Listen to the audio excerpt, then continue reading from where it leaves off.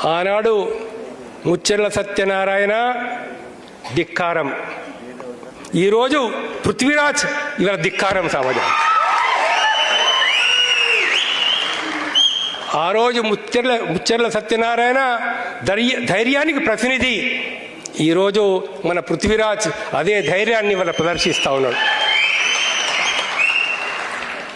ఆయన ఏ కలలు కన్నాడో ఆ కలల్ని ఇవాళ నిజం చేయాల్సినటువంటి బాధ్యత కూడా ఇవాళ పృథ్వీరాజ్ మీద ఉన్నది. దానికి స్టేజ్ మీద ఉన్నటువంటి వాళ్ళందరూ కూడా మీ అందరి సహకారం చేత త్వరలోనే ముచ్చెర్ల సత్యనారాయణ కళ నెరవేరేటటువంటి రోజు రావాలని చెప్పేసి నేను కోరుకుంటున్నాను.